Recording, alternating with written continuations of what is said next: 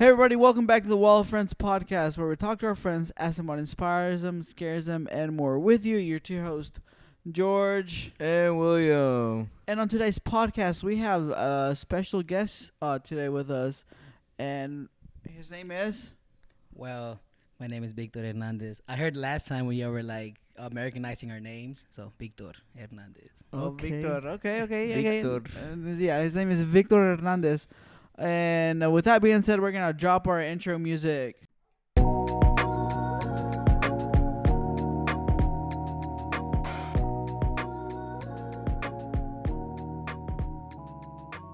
So, Victor Hernandez, where are you from, bro? Tell us a little bit about yourself. Well, I was born and raised in South Central Los Angeles, California.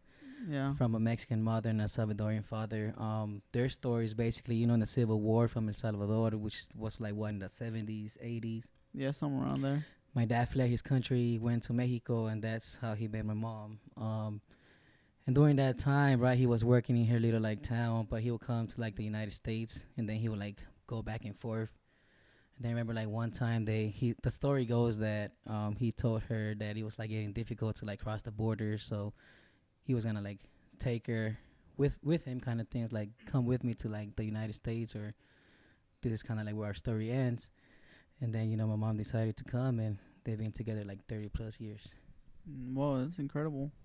So your dad went to Mexico to like flee to El Salvador because of the Civil War, and then like he went from like Mexico to like California, like working. Yeah. So when he fled El Salvador, because he was recruited by the guerrilla, and who? The guerrilla. So basically, in the Civil War, it was like the government against like the people, kind of thing. Oh, los guerreros. Yeah. Okay. Yeah. La guerrilla. La guerrilla, whatever. Yeah. The No, guerrilla. did you say gorilla? Isn't that guerrillas? I heard English? gorilla. Yeah, I was like, gorillas in no, English. I don't know. I don't know. I've seen the movie. It's a really You're the good one movie. Americanized it, and now gorilla. I was No, like, but that's what? how you say it in English. I don't know. Is But it? anyway, I think so. You may be right, but I know like in Spanish, like guerrilla. You Yeah, know? la guerrilla. So he got recruited by them, and I think he was supposed to be like assassinating people. And my dad is the kind of person that doesn't even kill a fly, kind of thing. Yeah. He'll rather like let the fly like free than kill it. Really? No, So forget that. We're killing frogs around here. So he wasn't like killing the people, and like he got to like the top kind of thing that he wasn't killing people, so they were trying to kill my dad. So that's they were when trying to kill your dad. yeah, because He had a hit on him. So he basically wasn't doing his job. So that's when he decided, like, you know what, I gotta leave. And then I remember he said that he asked like family members if they could help him flee, and like no one wanted to. Really? So yeah, that's just how. And then he just started, like, he said he started walking, and then he caught some trains, this and that, and just ended up in Mexico, in the little town of where like my mom was. Where's your mom from? Oaxaca, but it's like the little town is San Pedro Tapanatepec. Oh yeah. I think I passed. No, I'm just kidding. Yeah, so that's how they met. So how was the Cali life growing up over there? Man, it's not like it's not like the movies kind of thing. Like the movies, they portray this like nice life and everything. I mean, the weather was beautiful. I think the one thing I miss about out there is that there was always something to do. Like nothing closed as early as it closes here in Little Rock, but Yeah. But I lived like in a ghetto kind of thing, so all you hear was like sirens every day, shooting. You live in Compton, bro? I was born in Compton. I was born in Compton, but we moved, and it was like in that vicinity, so it was still like, it wasn't as bad as Compton, but it was still dangerous. So how did it go about like you moving from California to Little Rock? Man, it was a drastic change. I've been here for like 8 or 9 years, so I got used to it. But I remember on that drive from like California to here, every little town that we passed, I would be like, we could have bought a house here, we could have bought a house here. Really? Like, yeah. So it was like, we passed like Tucson, bro, like Phoenix, Arizona, Oh, right? Phoenix is nice. Like Albuquerque, and I was like, and I started doing research in Albuquerque, bro. They have this like hot balloon festival. Oh yeah. We should go, man. I've been trying to go. A hot balloon. Air balloon. Oh, air yeah, balloon yeah, festivals. yeah.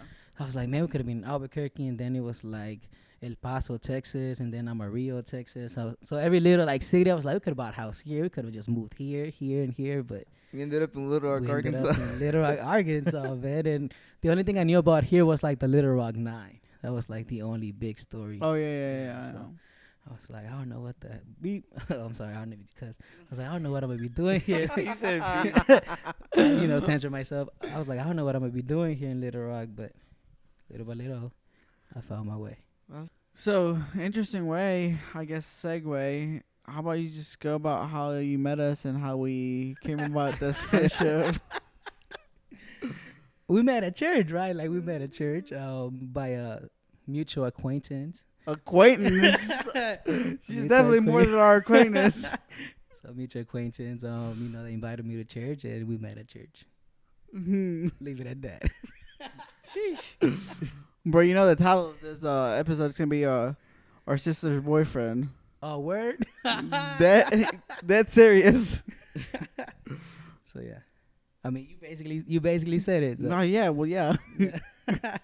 What was your first impression whenever, like, did you knew who we were whenever the first day at church or whatever? No, actually.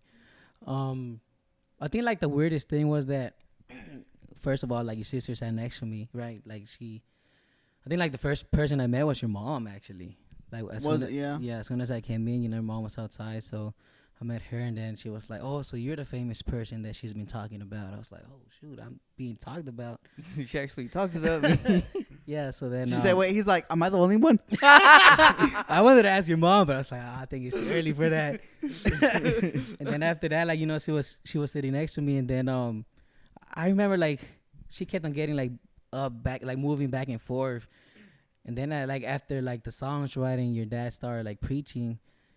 I think like she told y'all, like she approached y'all, and I don't know what she said, but I remember like one of y'all were sitting, then y'all would get up, and the other one came and sat next to me. I was like, man, just leave me alone, let me, get used I to think she it. did tell me that, whatever, because she was like, "Hey, this is Victor, by the way. Please sit next to him so he's not lonely or whatever." So I was like, "Okay, that's fine. I'll go sit with him. I'll go talk to him." But you were over there just like quiet.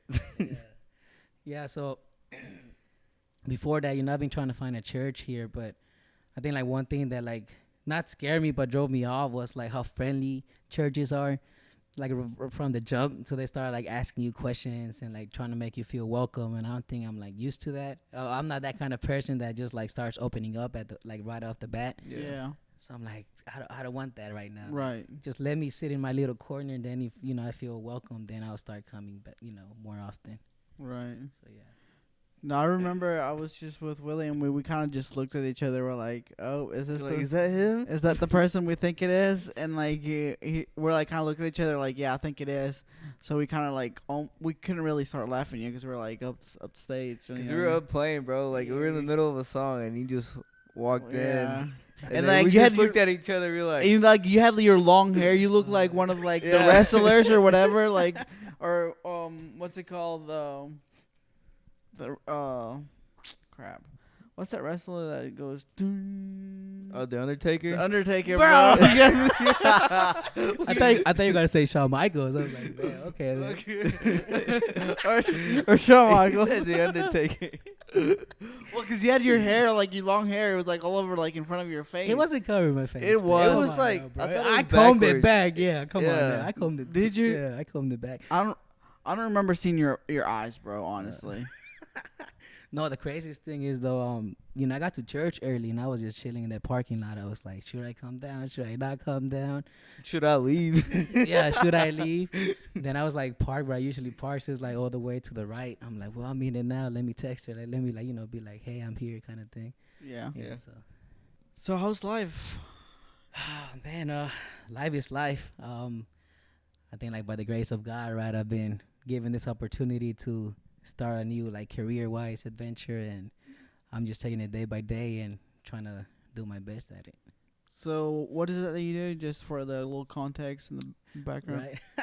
Right. So I'm a high school teacher, first year, and I think the exciting part is that it's my first year, but I'm also teaching freshmen, right, 9th grade. So it's like their first year to the high school is my first year too. So we kind of like we're in it together. That's what I've been telling them. Like, you told them that was your first year? Yeah, I told them it was my first Oh year. wow, Yeah. that's a Did you get any like reactions of someone? I think like my only reaction was, have you worked with children before? Or I have several reactions, but not like with my first year. They were just like whatever kind of thing. Yeah. But I think my first reaction that like caught me off guard was this child enters like the first day, and he looks at his schedule and he talks to another student, but he talked like he said it loud. He was like, "Am I in the right class? Cause I think this is Spanish class." And I'm like, nah, bro. If you're like in this room number, You looked at you. It's like you looked at the Spanish teacher. yeah. Don Diego. I was like, nah, this ain't Spanish. I was like, wow, that's crazy. But I think another one, because you have to wear the face mask, was like, how old are you? Are you old enough to teach? Oh really? Yeah. So I was That's like, funny. man, I'm old. Yeah. I'll be a teacher. But yeah, it's pretty cool, man. It's a new thing, right? I've been used to it on the other side. So I've been working in like school district, right, with children, Right. like for quite some time now. But this is like my first time actually being the teacher. I'm usually like dealing with the parents, interpreting, and Yeah. it's a whole different. So how was it scenery. from like working like elementary school, like dealing with like parents, to like now working at a high school? Well, don't was put me like- out like that, bro. I haven't told them where I come from. I just be like, I just came from a school district. I didn't tell them like the grade level. No, but like for you, like how is it? Was it a big change? Is it like Like working with the children, or like yeah. dealing with the children. Or 'Cause I how's haven't- that? I guess he's trying to ask how's the transition from working with like the office side of things, as in like being a translator, working with children, to now actually being the teacher who's actually in charge of the Oh. class. Is that what you're trying to ask? Yeah. That's what we're trying to ask. So I think the transition was kind of easy because before I worked, like I've been working in a district on and off, and then at one point I was like an after school teacher. So I've been given that like opportunity to be like my own teacher kind of thing, but it was more on the like tutoring side. So now I'm coming in from like the teaching side, and what I'm learning is that they are children, right? They're still like growing up, they're still like dealing with things, and here I am like trying to like follow a schedule. Like, no, we have to like get to this point before the test, because the first like test is coming up next month or like in 2 months. So I'm trying to get them ready for that, but also realizing that they're children. I can't overwork them or like overload them with information. But with the transition of like children, just like talking to them differently, the little ones, is more like you gotta be more nicer to them, like more high pitched, like, hey, how you doing? How's your day going? Yeah. And then with teenagers, it's like they're teenagers, right? I think my only issue with them now is their cell phones. They can, we live in a technology based Yeah. world, so with their cell phones, they're like attached to their hips. So Oh they're- really? Yeah. Are they like on their phones 24/7? They are on their phones every time, and That's crazy. I'm like, you gotta work with me, like at least with the lesson part, put the phones up, and then during Yeah. classwork, y'all free to like use it. That is crazy because like I don't know. You say like you can't. The first test is coming up, and then you can't over. Is that first like the test you're giving them, or like does the district give them, or how does that work? It's the first state test. So this year they implemented like the NWEA. I don't know if y'all ever took that. I don't know. No, took like the benchmark. That's yeah. So It's that's basically what like the benchmark. it is basically the benchmark. But now they do it like 3 or 4 times a school year. So they start at the beginning, through the middle, and at the end. 'Cause I know benchmark was like towards the end of the year. Yeah, but I guess they're just breaking it down a little Yeah. instead of just yeah, yeah. definitely. So yeah, it's like the benchmark. But I don't know how many times they do it a school year. But I know it's like beginning and I think the middle, and I think they have another one. Or I don't know. But the first one is coming up though. So with this new venture that you have taken on, was there any time where you thought you were scared, or like fear or doubt came in, or what were you thinking whenever knowing that you have to make this transition and you haven't been in that field before? I want to quit the first day. I'm not gonna lie. Like this past Monday? Yeah, so the first school day was like the 16th. So when was Yeah. that, last week? Yeah, I wanted last to week. quit. Oh, Like my after bad, that yeah. first day, I was like, yeah, I'm quitting. I'm not up for this. Really?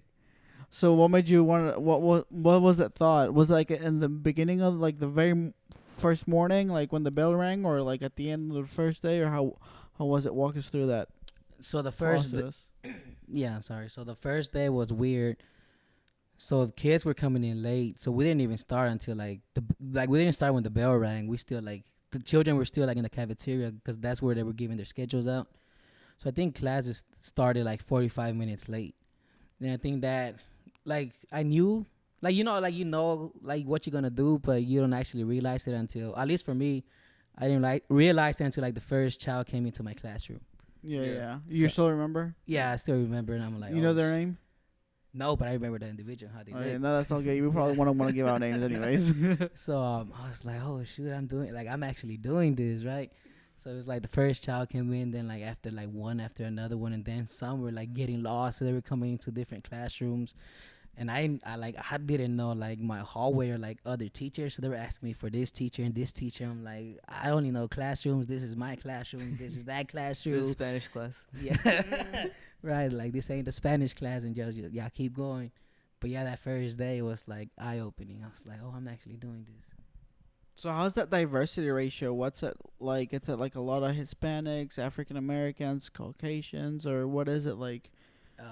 It's like 99.9% minorities, 99.9% minorities. I have like, and one or two like Caucasians, but I have like 160 children. That's at least my group. Cause they freshmen in that school, they have divided into like different groups. So I don't know about like 9th grade in total, like in general, but like at least for mine, it's like, oh, I only have two.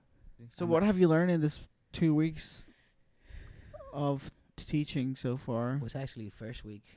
or Just first one week? Yeah. One thing, one thing that another teacher taught me is fake it till you make it. Kids don't know that you don't know. So Yeah. as long as you don't tell them that you don't know, that you can get through, and that's what I've been doing for the first week.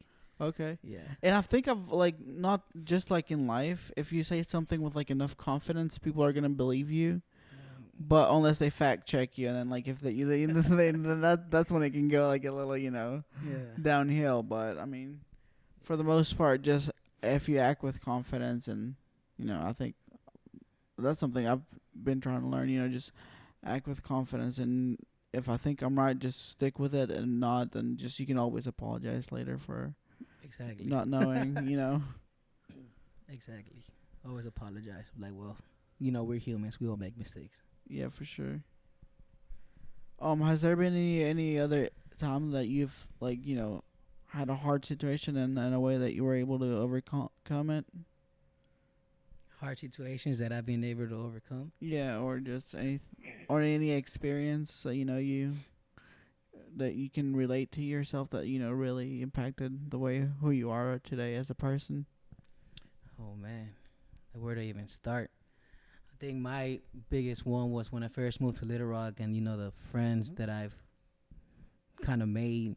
It was like the only thing to do was like to drink, right? To drink alcohol, and I think at one point I went through that path, and it was like every day it became normality, right? Like every day after work, it was just drinking. It got to the point where like a 30 pack would just like give me a buzz.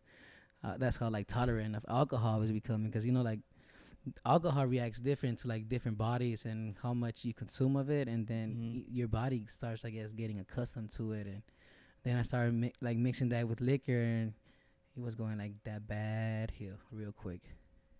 Yeah. What were you thinking when you went through that phase?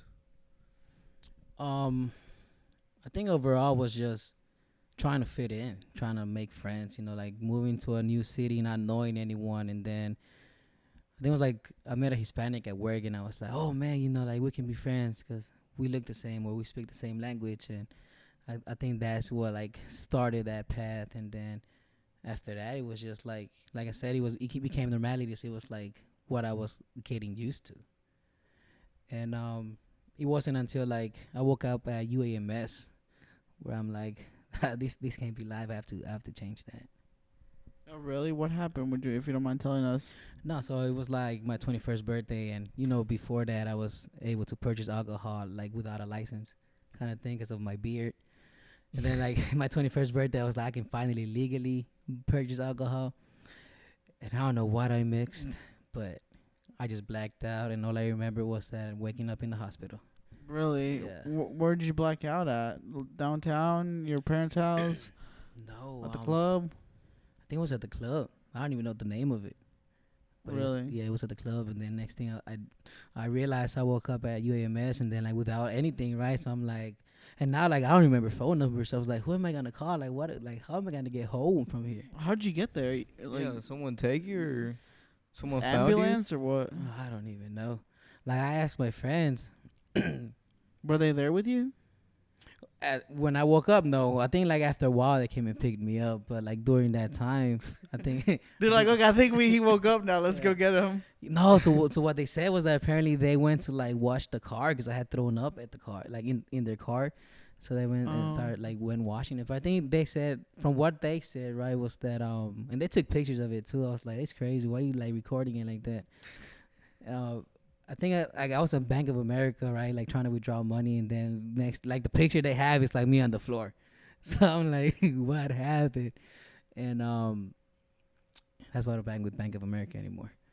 And Yeah. and then that's the picture they have. And then I think they said the ambulance took me, but I don't know. Wait, so how old are you? I'm 29. So like 5 years ago, yeah, you were like what, 24. 24? Yeah, 20.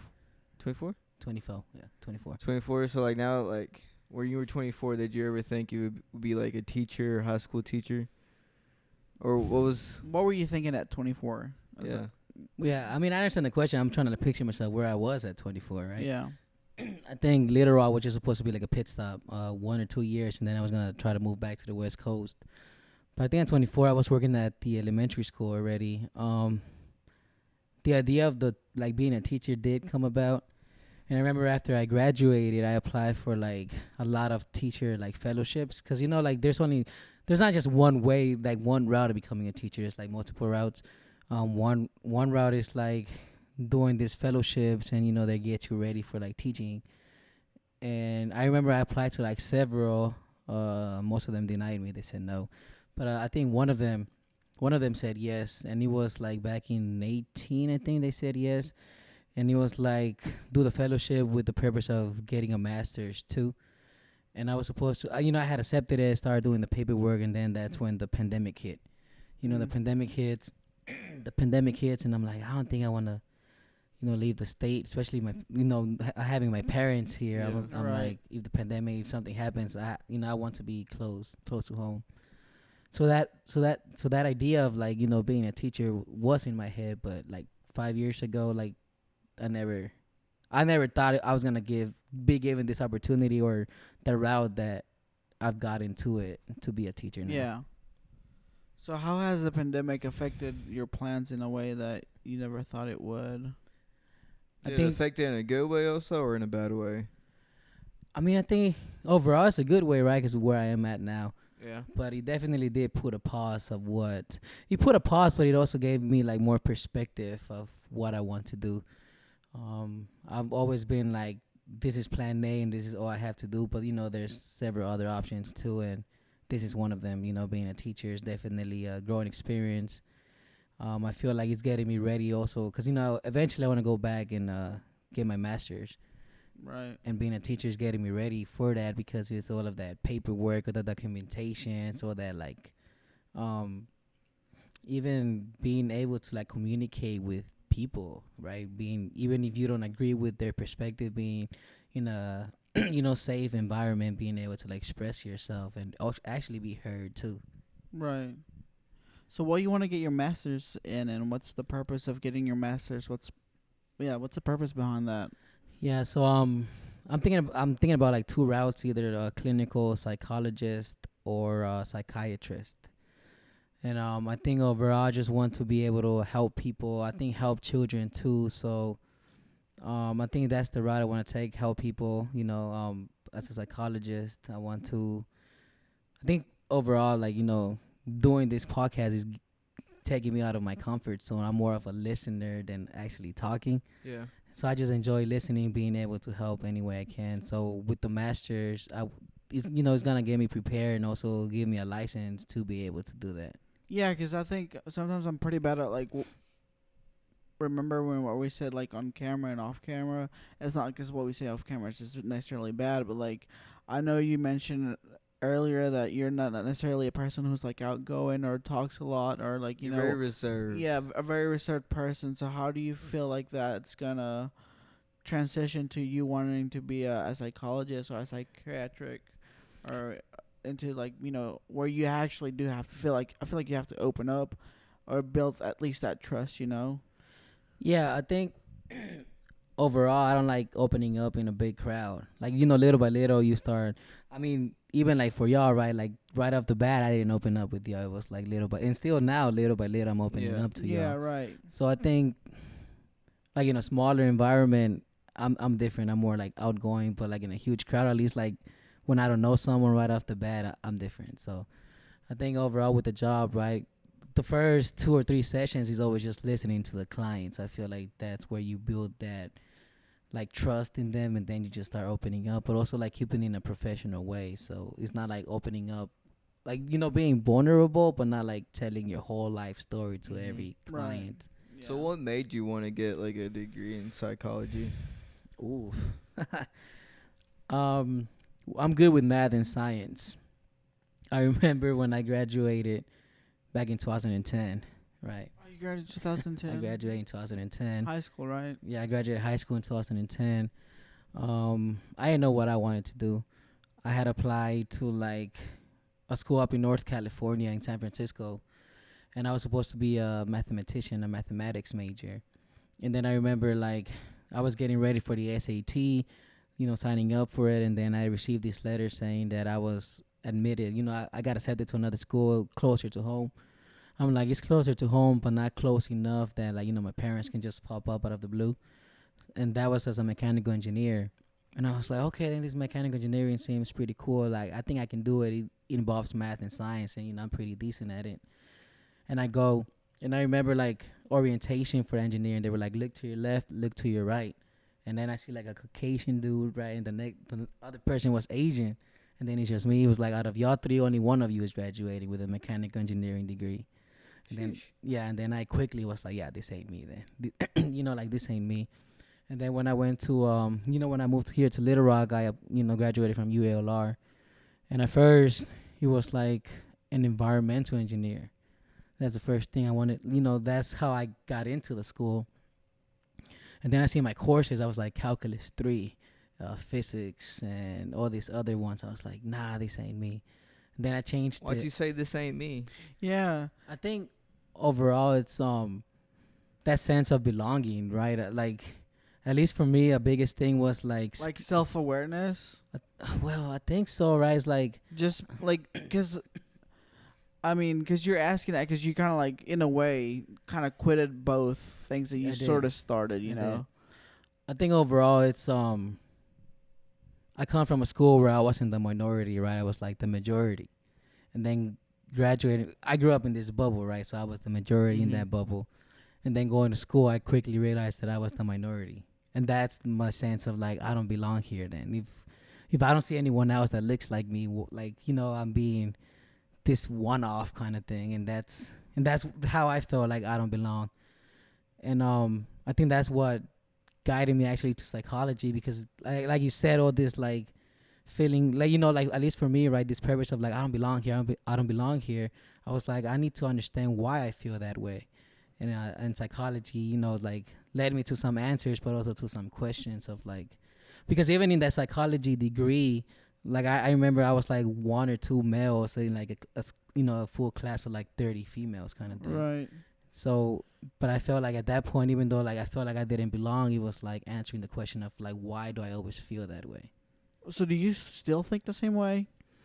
Not as much as I used to. I mean, I definitely every now, like especially with this job, it's definitely, you know, I'm back to being a minority, but I feel that I'm not, you know, like I'm there for a purpose. I need to like find the actual overall purpose. You know, I mean, it's a teacher, but I think teachers are more like than a teacher, right? Like you teach more than just Right. one subject. You teach Mhm. life to the children. So I feel that even though I'm a minority with the staff, I'm the majority with the children. So I, you know, I can come with like a different route. As in, like, you know, I grew up in the same environment as y'all, and y'all see me up here. It doesn't mean that one day y'all can't do it if you want to. So yeah. Yeah, that's crazy because, like, obviously, as we grow, we evolve as humans, we tend to learn, you know, that's like, I don't know, just a pattern that I guess, you expressed, like, you saw something and you weren't comfortable, so you kind of left that environment. But now you're just, instead of just leaving it, you're, like, embracing it. Yes, and not also like in just embracing it, but also trying to thrive in it. right? Oh, that's good. Yeah, trying to Yeah. learn as much as I can and be the best that I can at that. Have you always been like a reserved person? Yes, Always all in my your life. life? Yes. Where'd you get that from? Trauma. I think it was trauma like in kindergarten or first grade. You know, I have an accent, right? I have a thick accent, and people like are quick to point it out. I was like, well, my first language is Spanish. So out in California, even though I was born in the States, right? Out in California, they have I guess the parents have more of like a say kind of thing. How the story goes, and my mom says that when she signed me up, they asked her, "Do you want your child to learn English or Spanish first?" And she felt that because she wanted to be involved in school, she was like Spanish, and I can help him with the homework. So I remember in first grade, it was all Spanish class. I was reading like a sixth grade reading at a sixth grade level in Spanish. Wow, that's impressive. And then in second grade is when they started merging the English and Spanish. So I remember the teacher, and he was like from Spain, Mr. Miramontes or something, some Spaniard name, right? I remember, I remember first he was like teaching Spanish, and then one day he said like, "Okay, guys, we're gonna speak Spanish in the mornings, and in the afternoons we're gonna change to English." And I remember that day, and it was like, for me, I was scared because it was like a whole different language, and Right. and then that happened. Third grade, I get like I guess we merged with like the whole population kind of thing. And I remember, So you were like separated. yes, That's like crazy. the English learners, what they call them now. Like back then it was ESL, right? English as a second language. Right. We were separating our school. So in third grade they merged us together. And That's I so think interesting. I remember we had a sub, right? And she had like the list of the children, the attendance sheet. And instead of calling name by name, she was like, "Okay, I'm gonna go around and I want you to say your name." And like at home, my name is Victor, right? Yeah. And then in English, I'm here like freaking out. I was like, I gotta say it in English, and like I'm barely learning it. I can't even say it myself. So I remember like with the thickest accent, I was like, "Victor," it's Victor. And then she was like, "Huh? What is it? Hector, Victor? I see Hector in here." And I think I just remember like my whole class just laughing. Oh, that's tough. Dang. Yeah, like my whole class was laughing. I'm like, yeah, I can't. And then I remember like that was the start. And then from that, I was just quiet.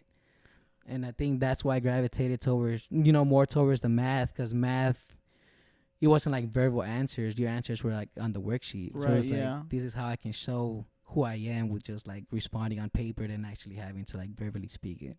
So like you being like reserved kind of type of person, is that like how did that work going to like your first day of like I guess you being as a high school teacher? Did it affect you in type of way? It did. It made me step out of my comfort zone, right? Even last year when I was working at the elementary with like the parents, I felt like I controlled that, right? When the teacher would be like, "Call this parent," it wasn't like right away. It's like when I was ready to give that call, I would like, call the parent. So I remember they would email me too, like, "Have you called him? Have you called him?" I was like, "I'll eventually get to it. I've been busy," but it was more like I was prepping myself, right, for Yeah. that phone call. And then this year, it was like with students, like I can't prep myself because it's like in real time. They're there. It's not like virtual. So it's they stepping out of my comfort zone. But I can say that I'm different. Oh, I was a different person Friday than I was Monday. Monday I was like I felt like I was just saying 2 or 3 words and I was quiet with them. And now it's just like I'm asking them questions. They're quiet, but I'm here like at least I'm getting comfortable being with y'all. And eventually one day y'all reciprocate that and feel the same way, and then we can just have a back and forth communication with them. What's something that throughout this last couple of years has taught you something that you never thought it would be possible to achieve? Or For me, yeah. I think overall just having a bachelor's degree, that's something that at one point I felt like I could never obtain. Really? I started going to school, back and forth, having like first it was semesters off, and then it was just years off. And I was like, this is something I will never obtain. And I remember my sister was like, kept on pushing me, like, you have to go back to school, regardless of what you do, at least get that certificate. And I'm like, wow, like in my mind, like it always felt like I couldn't do it. And then I finally did it, and I was like, whoa, this is crazy. Does it change you? Like, I mean, no, it's just a piece of paper, but At least it's a piece of paper that I can like that no one can take away from me. I guess in Yeah. that sense, right? It That has, you work hard for. yeah, it has my name and everything too. So Yeah, that's that's dope. pretty cool. So what was like what were you thinking? Like you why were you thinking you were not able to do it? I think overall I am my biggest critic. So that I get that from my parents, right? I remember my dad every time.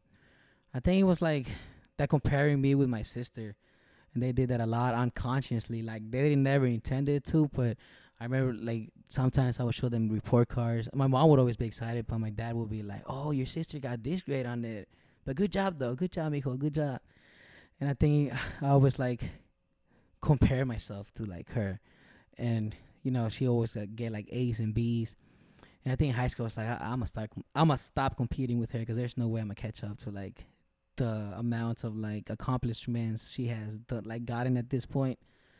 So it was just learning from it, accepting it, but it's always like me being my biggest critic. I felt that I can always be better, do better. So I'm always criticizing myself. I'm like, and then like I always analyzing too. Like man, I could have done this different, and he could have had this different outcome. So I feel like that's why. Like I felt like I could have never obtained it because I was like, I could do better. To like I don't know, man. Yeah, I see what you're Yeah. saying.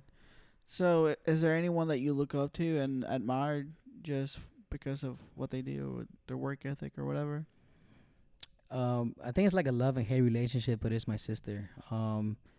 She has her doctoral now, right? Her PhD, and she's the first one in our high school actually to like obtain that. And my high school is like small, and I think it was like it started. She was like the first founding year back in like '06. So from '06 to now, she's the first one with a PhD. That's crazy. So So yeah. and what is something in her that you admire about her that you want to apply into your life or Something I admire from her is her work ethic. It's those long hours that she puts just studying and researching. She's the kind of individual that's not just going to like talk. I mean, she like pushed me to like do better, but she was more of like, okay, this is how you do it. So she just doesn't tell me. she Yeah. didn't just talk the talk, she walked the walk Yeah, as she well. did. Yeah, so Yeah. she definitely showed me how to do it. And I remember like several times I would always ask her, and she'll get like frustrated because she felt like I had to pick it up the first time. But overall, I think it took me 10 years. But They did. yeah, And I was like listening to something, I can't remember what it was, but it says in your certificate it doesn't have a date on it. So like it doesn't matter Oh, if it okay. took you yeah, 4 years, 3 years, shoot, even 10 years, I think the important thing is that you get it done. And for those people who are out there thinking about quitting or just get it done. And that's yeah. something that no one can take away from you, like you said before. Exactly. Like, just look at me, right? That's why I think I'm like, I am proud to say I'm always from LA because I'm like, I'm from the ghetto. Like, I'm a kid from the ghetto, and look where I'm at now. I'm a teacher. Like, never in my like wildest dream would I've ever thought this would have like. Yeah, dude. I be- feel you. yeah. Yeah. So And- what was going through your mind when you got your like bachelor's degree from Euler? Since you say you were on and off in school, and then like you weren't sure if you're gonna get it or not. Yeah. So I think like the last 3 years, I finally got my like my stuff together, and it was like, okay, I'm done. What's like the next step? So I was like, okay, the next step is like a master's, but I need to like get some money, and that's why I was gonna, I applied to that teaching program, and I was gonna be a teacher, eventually work towards my master's, but yeah, it was So- like for me, it wasn't like, oh yeah, I have my bachelor's. It was like, okay, so what's the next step now? Mm-hmm. Yeah, Yeah, I think it goes back to that what you said earlier. It's like you're always seeing what you can improve about yourself, and then I guess now that you mentioned that, now that you're happy with having your bachelor's, you're happy, but you're not satisfied. So you're trying to improve yourself to do the next best thing, which is I guess you get your master's, right? yes, yes. So that's Definitely. good. So is there anything? I guess because you also said you're like your biggest critic, and you're always like looking for something to change. Is there anything that you're planning on changing, or that like you see changing yourself in the future in the next 5 years? My biggest thing is that I think I need to be more organized, start writing things. I have like a million thoughts on my head.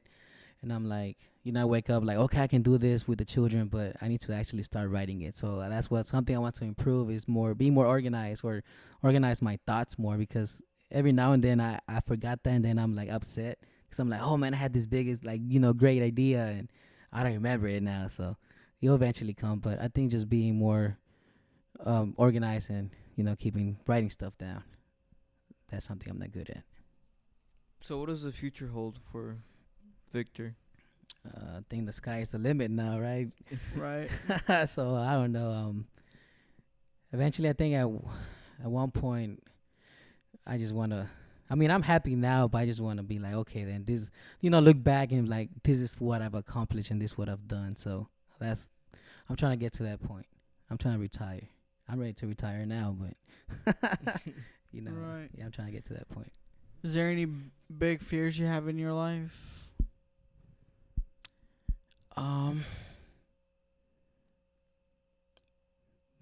No, not right now. I think my biggest fear was failing, but I feel like I'm going like this year, right? I'm taking it as if I fail, at least I learned something from it. So, Right. So you're not really failing. yeah, so that's not a fear now, but that was one of my biggest fears was Right. failure.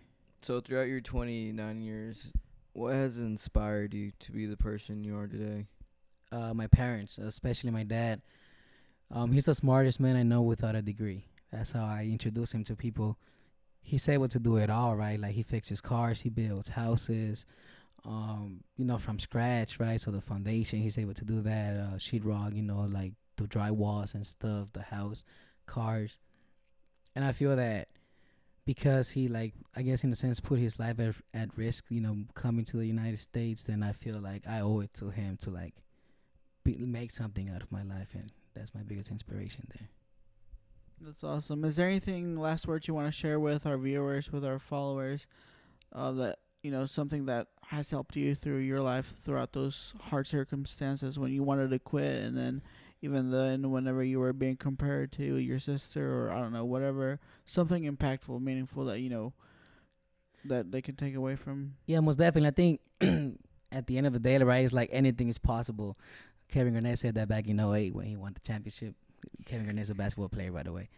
So anything is possible, Yeah. right? So, and another thing is, like, don't compare yourself to other people, especially, and I'm bad at that, right? Like, comparing yourself to others, don't do that. It's like we all have our purpose in life, and we all get there eventually. It's not a race, it's a marathon. So as long as you don't give up, you don't quit, you'll get there. Yeah, absolutely. And like you said, it's not a sprint, it's a marathon, and we'll get there no matter what. Just don't quit, It's just like, and it's a mindset, and it's not easy. And especially with me here lately, I know it's like you said, we all have a purpose. I'm pretty bad at comparing myself with other people in their situation. But thank you for coming on, Victor, and for being here with us, sharing this time with William and I. Of course, dude. It was a good time. Even though our camera died, but Man, they don't gotta know that, bro. well, it's all right. But thank you for coming on, bro. And if someone was able to connect with you, what's the best way they can reach out to you and contact you? Man, I think it'll be through email now. Through email, all right. Through email. What's your email? I'm gonna give my work email, right? Shutting it out there. It's first name dot last name at lrsd.org. So it's Victor.Hernandez at lrsd.org.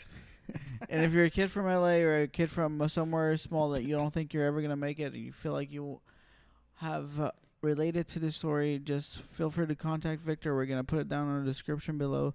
Thank you much for listening. You can follow us on Facebook, Instagram, YouTube, Spotify, Apple Podcasts, or anywhere you listen to And your Google podcasts. Podcasts. And Google Podcasts. Yo, y'all ain't that many platforms now? Yeah, Yes, bro. We're sir. trying to make something out of this, and thank you so much for listening. Thank you, Victor, for coming once again.